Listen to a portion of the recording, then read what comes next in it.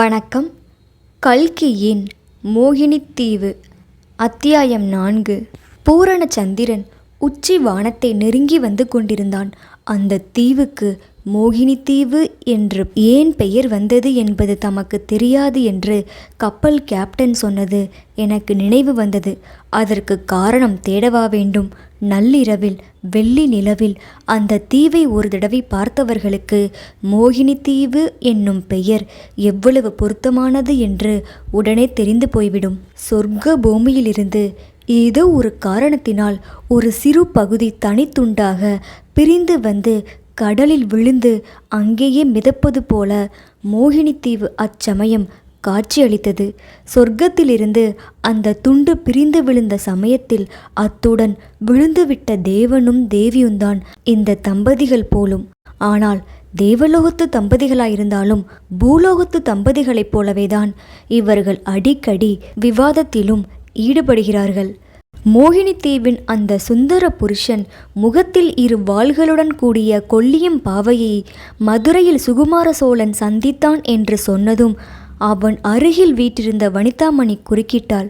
பெண் குலத்தை பற்றி இவ்விதம் அடிக்கடி ஏதாவது நிந்தை மொழி கூறாவிட்டால் புருஷர்களுக்கு தலை வெடித்துவிடும் போல் இருக்கிறது என்றாள். பால் நிலவு பட்டு அவளுடைய பால்வடியும் முகம் தந்தத்தினால் செய்த பதுமையின் முகம் போல் திகழ்ந்தது. ஆனால் அந்த பதுமையின் முகத்தில் ஜீவக்கலை ததும்பியது. அந்த முகத்தில் இருந்த கரிய விழிகளில் சந்திர கிரணங்கள் பட்டு எழுந்த கதிரொளி கதிர்கள் வாள்களாகவும் வஜ்ராயத்தின் வீச்சுகளாகவும் ஜொலித்தன. பாவைமார்களின் வாளையொத்த விழிகளை பற்றி அந்த ஆடவன் கூறியது அப்படி ஒன்றும் தவறில்லை என்று எனக்கு தோன்றியது. அவன் தன் காதலியின் வார்த்தைகளை கேட்டு புன்னகை புரிந்த வண்ணம் அவள் முகத்தை உற்று நோக்கினான். மன்னிக்க வேண்டும், புவன மோகினியை கொல்லியம்பாவை என்று நான் கூறியது குற்றந்தான். அவளுடைய கண்களை வாள்கள் என்றும் வேல்கள் என்றும் கூறியது அதைவிட பெரிய குற்றம். அமுத கிரணங்களை அள்ளி வீசும் ஜீவ சுடரொளிகள் என்று அவளுடைய கண்களை சொல்லியிருக்க வேண்டும் என்றான். புவனமோகினி என்ற பெயரை கேட்டவுடனே எனக்கு கதையின் பேரில் நினைவு சென்றது. என்ன என்ன சுகுமார சோழன் மதுரையில் சந்தித்த கொல்லியம் பாவை பாண்டிய குமாரிதானா? பராக்கிரம பாண்டியரின் ஒரே புதல்வியா என்று வியப்புடன் கேட்டேன். ஆம் ஐயா, சுகுமார சோழன் மதுரை மாநகருக்கு சென்றபோது அவனுடைய விதியும் அவனை பின்தொடர்ந்து சென்றது. விதியின் மகிமை மிக பெரியது என்று பெரியோர்கள் சொல்வார்கள். விதி வலிமையுடன் கூட ஒரு பெண்ணின் மன உறுதியும் சேர்ந்துவிட்டால் அந்த 2 சக்திகளுக்கு முன்னால் யாரால் எதிர்த்து நிற்க முடியும்? சுகுமாரனால் எதிர்த்து நிற்க முடியவில்லை. ஆனம் மட்டும் அவன் போராடி பார்த்தும் கடைசியில் சரணாகதி அடைய நேரிட்டது. நீங்கள் கதை சொல்கிறீர்களா அல்லது புதிர் போடுகிறீர்களா? பாவம், இவருக்கு நீங்கள் சொல்வது ஒன்றுமே புரியவில்லை. மதுரையில் நடந்ததை இனிமேல் நான் கொஞ்சம் சொல்லட்டுமா என்று கேட்டுவிட்டு அந்த இளமங்கை உடனே சொல்லத் தொடங்கினாள். மதுரையில் அப்போது தேவேந்திர சிற்பி என்பவர் பிரசித்தி பெற்றிருந்தார். அவர் வயதில் முதிர்ந்தவர். அவருக்கு மனைவி மக்கள் யாரும் இல்லை. அவர் கல்யாணமே செய்து கொள்ளவில்லை. கலைதேவியேதான் தாம் கல்யாணம் செய்து கொண்டிருப்பதாகவும் வேறொரு மனைவிக்கு தம் அகத்தில் இடமில்லை என்றும் சில சமயம் அவர் சொல்வதுண்டு. பராக்கிரம பாண்டியருக்கு தேவேந்திர சிற்பியிடம் அபிமானம் இருந்தது. தேவேந்திர சிற்பியின் சிற்ப கூடத்துக்கு அவர் சில சமயம் செல்வதுண்டு. தம்முடன் தன் குமாரி புவனமோகினியையும் அழைத்து போவார். குடும்பமும் குழந்தைகளும் இல்லாத தேவேந்திர சிற்பிக்கு ராஜகுமாரியிடம் மிகுந்த வாஞ்சை ஏற்பட்டது. குமாரிக்கும் தேவேந்திர சிற்பியிடம் அன்பு உண்டாகி வளர்ந்தது. அந்த அன்பு காரணமாக சிற்ப கலையிடத்திலும் அவளுக்கு பற்று ஏற்பட்டது. பராக்கிரம பாண்டியர் தம்முடைய ஆட்சி காலத்தில் மீனாட்சி அம்மன் கோவிலை புதுப்பித்து கட்ட விரும்பினார். அதற்கு வேண்டிய ஆயத்தங்களை செய்யும்படி தேவேந்திர சிற்பிக்கு சொல்லியிருந்தார். தஞ்சை நகரில் ராஜராஜ சோழர் கட்டிய பிரகதீஸ்வரர் ஆலயத்தை பார்த்த பின்னர் மதுரை மீனாட்சி அம்மன் கோயிலை அதைவிட பெரிதாக கட்ட வேண்டும் என்ற ஆசை பராக்கிரம பாண்டியருக்கு ஏற்பட்டது. ஆகையால் வேலையை துரிதப்படுத்தும்படி கட்டளையிட்டார். தேவேந்திர சிற்பியின் சிற்ப கூடத்தில் பல மாணாக்கர்கள் சிற்பக்கலை கற்றுக்கொண்டிருந்தார்கள். வெவ்வேறு தேசங்களிலிருந்து வந்தவர்கள் இருந்தார்கள். பராக்கிரம பாண்டியர் உத்தம சோழரை சிறைப்பிடித்து வந்த சில நாளைக்கெல்லாம் தேவேந்திர சிற்பியின் சிற்ப கூடத்துக்கு ஓர் இளைஞன் வந்தான். தேவேந்திர சிற்பி இன்னார் என்பதை தெரிந்து கொண்டு அவரிடம் வந்து பணிவோடு நின்று ஒரு விண்ணப்பம் செய்து கொண்டான். ஐயா, நான் சோழ நாட்டை சேர்ந்தவன். சிற்பக்கலையில் பற்றுக்கொண்டு அக்கலையை கற்றுக்கொள்ளத் தொடங்கினேன். ஆனால் சோழ நாட்டில் இப்போது ஆலய திருப்பணி எதுவும் நடைபெறவில்லை. ஆகையால் என்னுடைய வித்தையை பூர்த்தி செய்து கொள்ள விரும்பி யாத்திரை கிளம்பினேன். போகுமிடமெல்லாம் மதுரை தேவேந்திர சிற்பியாரின் புகழை கேட்டு என் செவிகள் குளிர்ந்தன, என் மனமும் மகிழ்ந்தது. அத்தகைய பிரசித்தமான ஆசிரியரை நான் குருவாக கொண்டு நான் கற்ற சிற்பக்கலையை பூர்த்தி செய்து கொள்வதற்காக வந்தேன். கருணை கூர்ந்து என்னை தாங்கள் சீடனாக அங்கீகரிக்க வேண்டும் என்று சொன்னான். அந்த வாலிபனின் அடக்க ஒடுக்கமும் பணிவான பேச்சும் கலை பொருந்திய முகமும் தேவேந்திர சிற்பியின் மனத்தை கவர்ந்தன.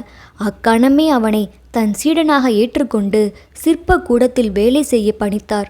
ஆனால் சில நாளைக்குள்ளேயே தமக்கு சீடனாக வந்திருப்பவன் உண்மையில் தமக்கு குருவாக இருக்கத்தக்கவன் என்று தேவேந்திர சிற்பி தெரிந்து கொண்டார். தம்மை காட்டிலும் அந்த வாலிபனுக்கு சிற்ப வித்தையின் நுட்பங்கள் அதிகமாக தெரியும் என்று கண்டு கொண்டார். இவ்விதம் தெரிந்து கொண்டதனால் அவர் அதிருப்தியோ அசூயையோ கொள்ளவில்லை. அளவில்லாத மகிழ்ச்சியும் பெருமிதமும் அடைந்தார். இத்தகைய சிற்ப மேதாவி ஒருவன் தமக்கு சீடனாக கிடைத்திருக்கிறபடியால் மீனாட்சி அம்மன் கோவில் திருப்பணியை விரைவாகவும் சிறப்பாகவும் நடத்தி முடிக்கலாம் என்ற நம்பிக்கை தேவேந்திர சிற்பிக்கு ஏற்பட்டது.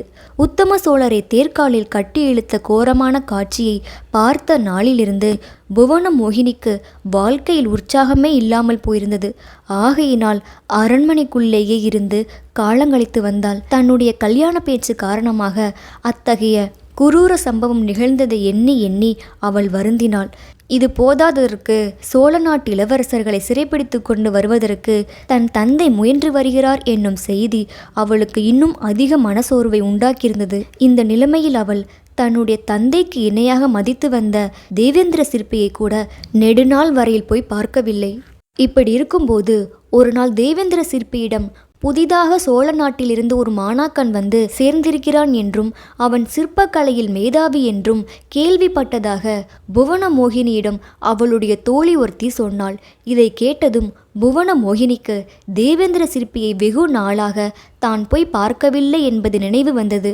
அதற்கு பரிகாரமாக உடனே அவரை போய் பார்க்க தீர்மானித்தாள். முடிந்தால் அவருடைய புதிய சீடனையும் பார்க்க அவள் விரும்பினாள். சோழ நாட்டிலிருந்து வந்தவனாகையால் ஒருவேளை இளவரசர்களை பற்றி அவன் அறிந்திருக்கலாம் அல்லவா?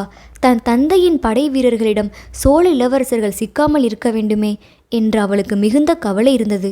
உத்தம சோழர் அவருடைய அரண்மனை பணிப்பெண்ணாக தன்னை வரும்படி சொன்னதை பற்றி அவளுக்கு கோபமும் ஆத்திரமும் இல்லாமல் இல்லை. ஆயினும் அந்த அவமானம் தனக்கு நேர்ந்ததின் பொறுப்பை அவள் தன் தந்தையின் பேரிலே சுமத்தினாள். இவர் எதற்காக வழியே போய் தன்னை சோழகுமாரனுக்கு மனம் செய்து கொடுப்பதாக சொல்ல வேண்டும்? அப்படி சொன்னதுனாலேதானே இந்த அவமானம் தனக்கு நேர்ந்தது. பாண்டிய நாட்டில் பிள்ளையை சேர்ந்தவர்கள் பெண்ணை தேடிக்கொண்டு போவதுதான் வழக்கம். சாட்சாத் பரமசிவனே கைலாயத்திலிருந்து மீனாட்சி அம்மனை தேடிக்கொண்டு மதுரைக்கு வந்து அம்பிகையை மணந்து கொண்டாரே, அதற்கு மாறாக பராக்கிரம பாண்டியர் மகளுக்கு வரன் தேடிக்கொண்டு ஏன் தஞ்சாவூருக்கு போனார்? அப்படி முறை தவறிய காரியத்தை செய்துவிட்டு பிறகு ஆத்திரப்படுவதில் என்ன பயன்? உத்தம சோழரை தேர்காலில் கட்டி இருப்பதனாலோ அவருடைய குமாரர்களை சிறைப்பிடித்து வந்து சித்திரவதை செய்வதனாலோ அவமானம் நீங்கிவிடுமா? பெண்ணாக பிறந்தவர்கள் கல்யாணம் செய்து கொண்டுதான் ஆக வேண்டும் என்பது என்ன கட்டாயம்? தமிழ் மூதாட்டியான ஔவையாரை போல் ஏன் கன்னியாகவே இருந்து காலங்கழிக்க கூடாது? பராக்கிரம பாண்டியருடைய மகளாக பிறந்ததினாலே அல்லவா இவ்வளவு துன்பங்களும் தனக்கு நேர்ந்தன. பாண்டியர் மகளாக பிறக்காமல் தேவேந்திர சிற்பியின் புதல்வியாக தான் பிறந்திருக்க கூடாதா என்று புவன மோகினி எண்ணி எண்ணி பெருமூச்சு விட்டாள். தன்னுடைய மனநிலையை அறிந்து தன்னிடம் அனுதாபப்படக்கூடிய ஆத்மா இந்த உலகில் தேவேந்திர சிற்பி ஒருவர்தான். அவரை இத்தனை நாளும் பார்க்க போகாமல் இருந்தது தவறு.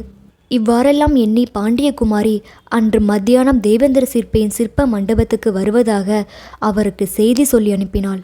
நெடுநாளைக்கு பிறகு புவனமோகினி வரப்போவதை அறிந்து தேவேந்திர சிற்பியார் மிகுந்த குதூகலமடைந்தார். கொஞ்ச காலமாக ராஜகுமாரி தம்மை மறந்திருந்தது அவருக்கு வியப்பாயும் வருத்தமாயும் இருந்தது. ஒருவேளை பாண்டிய மன்னர் அரண்மனையை விட்டு வெளியில் போக வேண்டாம் என்று அவளுக்கு கட்டளையிட்டிருக்கலாம். பராக்கிரம பாண்டியர் ஏற்கனவே கோபக்காரர். தஞ்சைக்கு போய் வந்ததிலிருந்து அவருடைய ஆத்திர சுபாவம் இன்னும் மோசமாய் இருந்தது என்பதை மதுரைவாசிகள் தெரிந்து கொண்டிருந்தார்கள். பாண்டியர் புவனமோகினியை வெளியே புறப்படாமல் தடுத்திருந்தால் அதில் வியப்புறுவதற்கு ஒன்றும் இராது. பராக்கிரம பாண்டியரின் இயல்புக்கு ஒத்ததாகவே இருக்கும். இவ்விதம் எண்ணிருந்த தேவேந்திர சிற்பி அரசிலங்குமாரி வரப்போகிறாள் என்னும் செய்தியினால் குதூகலமடைந்து அந்த செய்தியை முதலில் மதிவாணனுக்கு தெரியப்படுத்தினார். சோழகுமாரன் தன்னுடைய பேர் மதிவாணன் என்று அவரிடம் சொல்லியிருந்தான். ஆச்சாரிய சிற்பியார் தம்முடைய புதிய மாணாக்கனை பார்த்து, மதிவானா, சமாசாரம் கேட்டாயா? இன்றைக்கு பாண்டிய ராஜகுமாரி இங்கே வரப்போகிறாளாம். வருவதாக சொல்லி அனுப்பியிருக்கிறாள். புவன மோகினிக்கு என்னிடம் மிக்க வாஞ்சை உண்டு. அதைவிட சிற்பக்கலையில் பற்று அதிகம். அவளுடைய தந்தையான பராக்கிரம பாண்டியரிடம் எவ்வளவு மரியாதை வைத்திருக்கிறாளோ அவ்வளவு பக்தி என்னிடமும் அவளுக்கு உண்டு. உத்தமமான குணம் படைத்த பெண், அழகோடு அறிவும் அறிவோடு குணமும் பொருந்தியவள் என்றெல்லாம் வர்ணித்தார். ஆனால் அந்த வர்ணனை எல்லாம் மதிவாணன் காதில் ஏறவே இல்லை. புவனமோகினியை அந்த வாலிபன் பேய் பிசாசு என்று நினைத்தானோ அல்லது வேறு என்ன நினைத்தானோ தெரியாது. அவள் வருகிறாள் என்ற செய்தி கேட்டதும் அவன் முகத்தில் பயபிராந்தியும் அருவருப்பும் திகைப்பும் விழிப்பும் தோன்றின. இதை பார்த்து தேவேந்திர சிற்பியும் திகைத்து போனார். ஏனப்பா, உனக்கு என்ன வந்து விட்டது திடீரென்று? ஏதாவது உடம்பு சரியில்லையா என்று கேட்டார். மாணாக்கன் குருவின் காலில் சாஷ்டாங்கமாக விழுந்து, என்னை காப்பாற்றி அருள வேண்டும் என்று பிரார்த்தித்தான். குரு மேலும் தூண்டி கேட்டதன் பேரில் தன்னுடைய விசித்திரமான விரதத்தை பற்றி சொன்னான். குருநாதா, நான் சில காலத்துக்கு பெண்களின் முகத்தை ஏறிட்டு பார்ப்பதில்லை என்றும் அவர்களுடன் பேசுவதில்லை என்றும் விரதம் எடுத்து கொண்டிருக்கிறேன். தஞ்சையில் நான் முதலில் சிற்பக்கலை கற்றுக்கொண்ட குருவுக்கு அவ்விதம் வாக்குறுதி கொடுத்திருக்கிறேன். அதை மீறி நடந்தால் என்னுடைய சிற்ப வித்தையை அடியோடு மறந்துவிடுவேன் என்று என் குருநாதர் சொல்லியிருக்கிறார். ஆகையால் தாங்கள் இச்சமயம் என்னை காப்பாற்ற வேண்டும். ராஜகுமாரியை நான் பார்க்கவே விரும்பவில்லை. பார்த்த பிறகு அவள் ஏதாவது கேட்டால் எப்படி பதில் சொல்லாதிருக்க முடியும்? இந்த சிற்பக்கூடத்தில் ஒதுக்குப்புறமான இடம் ஒன்றை எனக்கு கொடுத்து விடுங்கள். நான் ஒருவர் கண்ணிலும் படாமல் என் வேலையை செய்து கொண்டிருக்கிறேன் என்று சீடன் முறையிட்டதை கேட்ட தேவேந்திர சிற்பியாருக்கு சிறிது வியப்பாய்தான் இருந்தது. ஆயினும் வேறு வழியின்றி அவனுடைய பிடிவாதமான கோரிக்கைக்கு அவர் இணங்க வேண்டியதாயிற்று. அன்று மதியானம் பாண்டியகுமாரி சிற்பக்கூடத்துக்கு வந்தால் தேவேந்திர சிற்பியிடம் சிறிது நேரம் பேசிக்கொண்டிருந்து விட்டு சோழ நாட்டிலிருந்து வந்திருந்த சீடனை பற்றி கேட்டாள். அவனை பற்றி எவ்வளவோ பெருமையுடன் சொல்ல வேண்டும் என்று தேவேந்திர சிற்பி எண்ணிருந்தார். அதற்கு மாறாக இப்போது தயங்கி பட்டும் படாமலும் ஏதோ கூறினார். ஆனாலும் புவனமோகினி விடவில்லை. அந்த புதிய சீடனையும் அவன் செய்திருக்கும் சிற்ப வேலைகளையும் பார்க்க வேண்டும் என்று கோரினாள். அவனுடைய சிற்பங்களை பார்க்கலாம், ஆனால் அவனை பார்க்க முடியாது என்றார் தேவேந்திரர். அவனுடைய சிற்பங்களை காட்டிய போது தம்முடைய புதிய சீடனையும் பற்றி வானலாக புகழ்ந்து பேசாமல் இருக்க முடியவில்லை. இந்த ரதியின் சிலையை பார்த்தாயி, அந்த சிலையின் கையில் உள்ள கிளியை பார். என்ன ஜீவக்கலை, எவ்வளவு தத்ரூபம்! உயிரற்ற கல்லுக்கு இந்த பையன் உயிரை கொடுத்திருக்கிறானே. இவன் பிரம்மதேவனை காட்டிலும் ஒரு படி மேலானவன் அல்லவா? நான் வேண்டுமானாலும் சொல்கிறேன், தஞ்சாவூரில் ராஜராஜேஸ்வரம் என்னும் பெரிய கோயிலை கட்டினானே ஒரு மகா சிற்பி, அவனுடைய சந்ததியில் இவன் தோன்றியவனாய் இருக்க வேண்டும். தன் பரம்பரையை பற்றி இவன் எதுவும் சொல்ல மறுக்கிறான். ஆனாலும் என்னுடைய ஊகம் சரி என்பதில் எல்லளவும் சந்தேகமில்லை. இதையெல்லாம் கேட்ட புவனமோகினிக்கு கட்டாயம் அந்த வாலிப சிற்பியை பார்க்க வேண்டும் என்ற ஆசை உண்டாகிவிட்டது. ஆனால் இதற்கு தேவேந்திர சிற்பி இடம் கொடுக்கவில்லை. புதிய சீடனிடம் அவன் அதற்குள் தன் மகனைப் போலவே அன்பு செலுத்த தொடங்கியிருந்தார். அவனை தம்முடைய தவறினால் இழந்துவிட அவர் விரும்பவில்லை. இன்றைக்கு வேண்டாம், அந்த பிள்ளைக்கு நான் சொல்லி அவனுடைய மனம் மாறும்படி செய்கிறேன், பிறகு பார்த்து கொள்ளலாம் என்றார். ஏதாவது ஒரு பொருளை அடைவதற்கு தடை ஏற்பட்டால் அந்த அளவுக்கு அதன் பேரில் ஆசை அதிகமாகிறது. இது மனித இயல்பல்லவா? புதிய இளம் சிற்பியை பார்ப்பதில் புவனமோகினியின் ஆர்வமும் அதிகமாயிற்று. மதிவாணனுடைய விரதத்தை பற்றி அவளுக்கு நம்பிக்கை உண்டாகவில்லை. பெண்முகத்தை பார்த்தால் கற்ற வித்தை மறந்து போவதாவது? அவர்களுடைய ஊரில் சோழ தேசத்திலே பெண்களையே அவன் பாராமல் இருந்திருக்க முடியுமா? எந்த காரணத்தினாலோ வீண் சால்ஜாப்பு சொல்கிறான், பொருத்தமில்லாத காரணத்தை சொல்கிறான். ஏதோ சூட்சமம் ஒன்று இருக்க வேண்டும், அதை நான் கண்டுபிடித்தே ஆக வேண்டும். இவ்விதம் புவனமோகினி தீர்மானித்து அடிக்கடி சிற்ப மண்டபத்துக்கு போனால் புதிய சீடனை பார்க்கும் விஷயமாக தேவேந்திர சிற்பியை கேட்டாள். அவர் தம்முடைய பிரயத்தனம் இதுவரையில் பலிதமாகவில்லை என்றார்.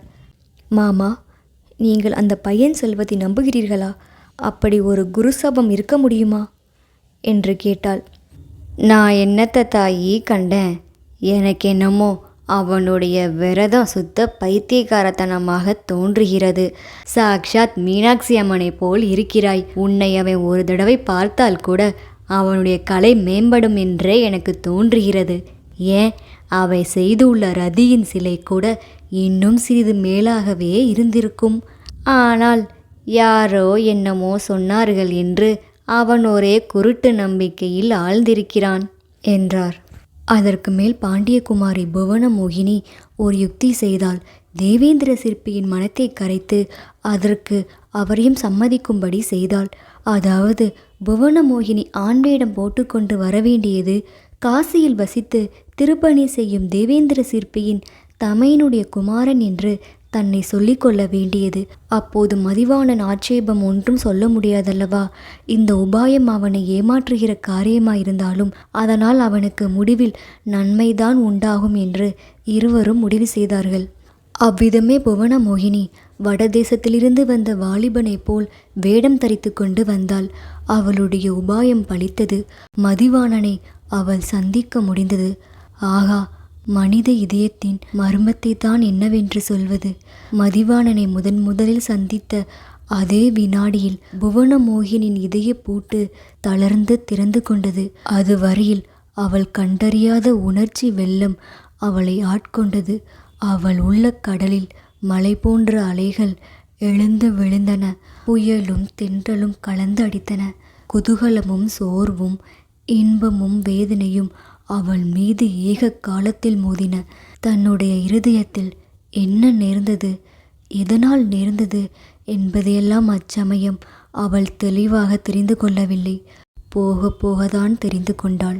தெரிந்து கொண்ட பிறகு ஏன் அந்த வாலிபனை சந்தித்தோம், அவனை சந்திப்பதற்காக ஏன் இவ்வளவு பிரயாசை எடுத்தோம் என்றெல்லாம் அவள் வருந்தும்படி நேர்ந்தது.